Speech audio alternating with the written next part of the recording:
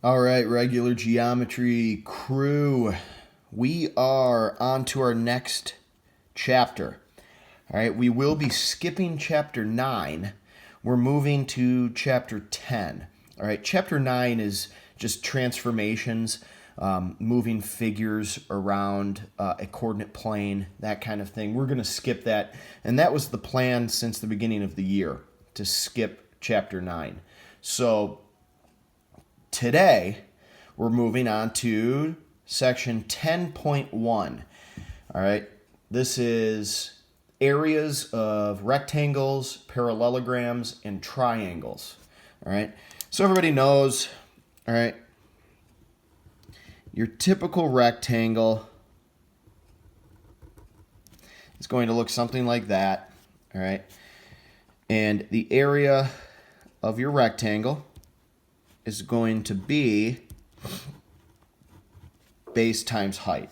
All right, that's the same for a square.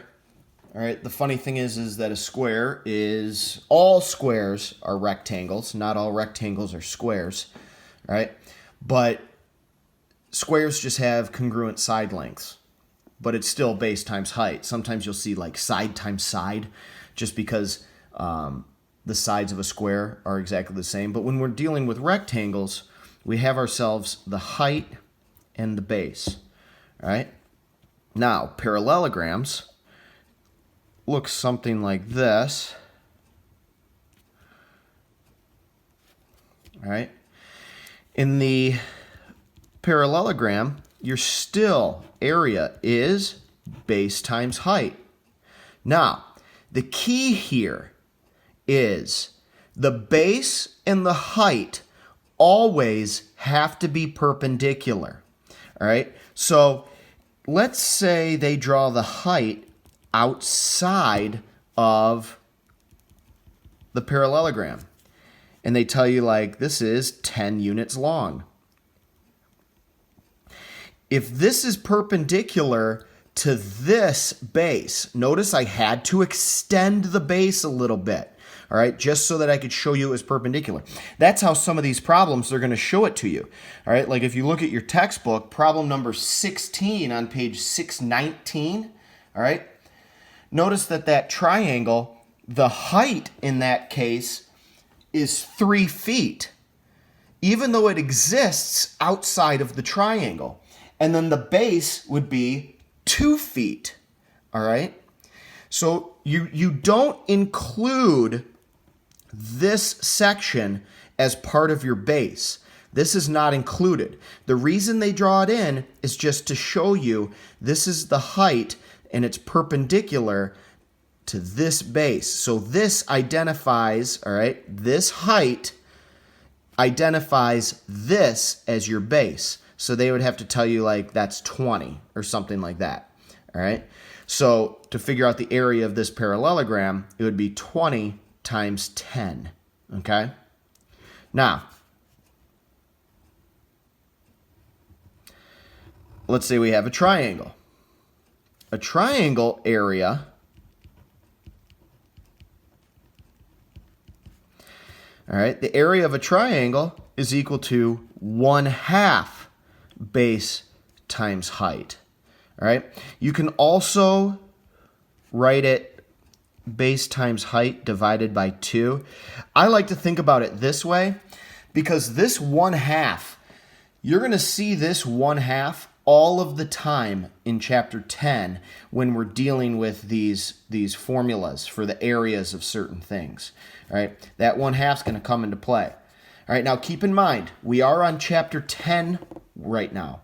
The last 3 chapters of geometry can be tricky, okay? You must do the work, all right? It's all area, surface area, volume, and then the last chapter we get into more like circles and stuff. But this is very important stuff. This chapter is extremely important. Make sure you're doing the work. The homework is extremely important.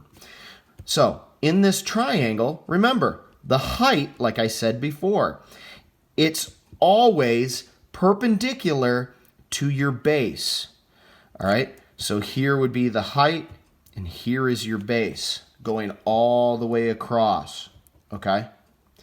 I mean, if you were on top of a mountain and somebody said, you know, what height are you at? You don't measure the mountain going down the trail that you just walked up.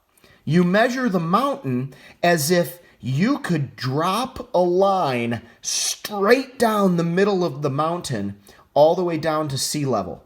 That is how high you are. And when you tell somebody how high you are, pretend this is a mountain. You're standing up here. And like, for instance, like this is Mount Everest, all right? 29,029 feet high. So they're not measuring the mountain like, oh, hey, here's Mount Everest, and I measured it 29,029 feet high. No, this is not the height. The height is how high are you in the air? It is this line. It's extremely important to understand that the height is always perpendicular to your base, all right? So that when you're looking at problems and you need to identify the height and the base, make sure you see some sort of perpendicular marking there, 90 degrees. All right, so let's do the problems from your lesson check on page 619, okay? We're going to do the first 4 problems here. So number 1, they ask you to find the area of this parallelogram, all right? And the area, they draw in that this is 20, and they draw in the height. Notice, they put the little 90-degree marker right there, and they tell you that that is 10, all right? So you go over, and it's meters, all right, meters, 10 meters.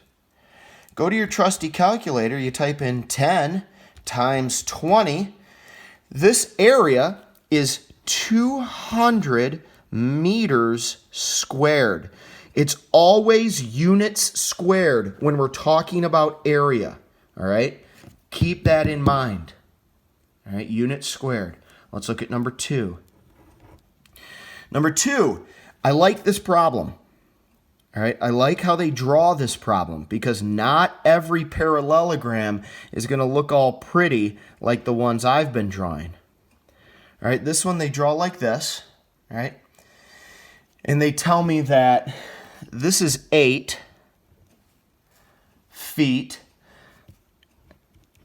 and they draw this in. Notice the perpendicular marking, and they tell me that this is 8 feet. Now, just for, reference, let's say they told me that this line right here is 7 feet. Okay? Once again, I am stressing how we identify the height and the base. When you see a perpendicular marking, you know this must be my height here, okay? And it's perpendicular to this line right here, okay? This line and this line are exactly the same because it is a parallelogram.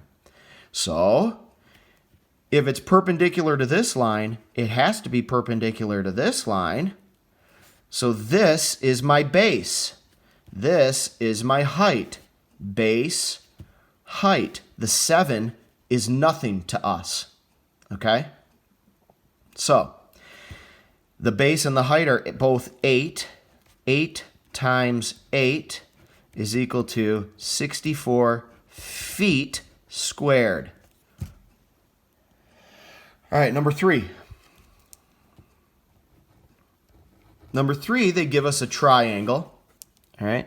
Very simple looking triangle, kind of like the one that I drew at the top of this paper. All right, they tell me that this,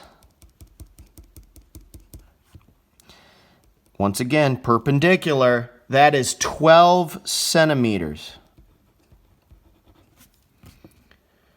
And the base is 16 centimeters. All right? So, in this problem, we're dealing with triangles. All right? We're dealing with triangles. So, we use a different formula, 1/2 base times height. So, the area here is equal to 1/2 the base, which is 16, times the height, which is 12. Now, I like writing it like this because you can multiply in any order. 1/2 times 16, that's 8 times 12.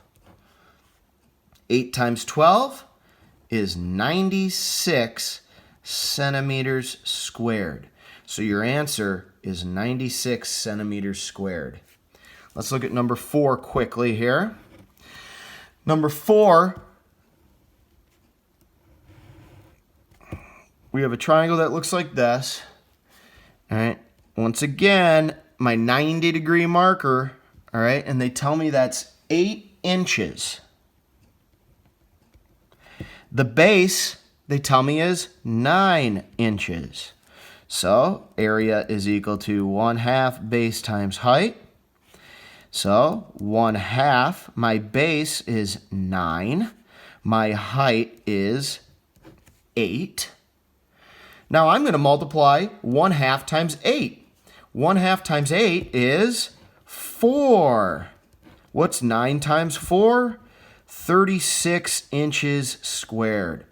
All right, so that's kind of like a quick 4 problems. Just make sure that you identify your height correctly. All right, have a great day. Hopefully everybody's staying safe, staying healthy.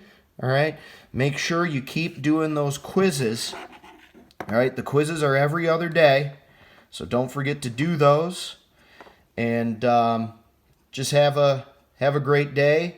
And Jack Bond, I feel bad because your Cubbies aren't playing, man. But if they were, I'm hoping that they would be playing pretty well. Have a great day, guys.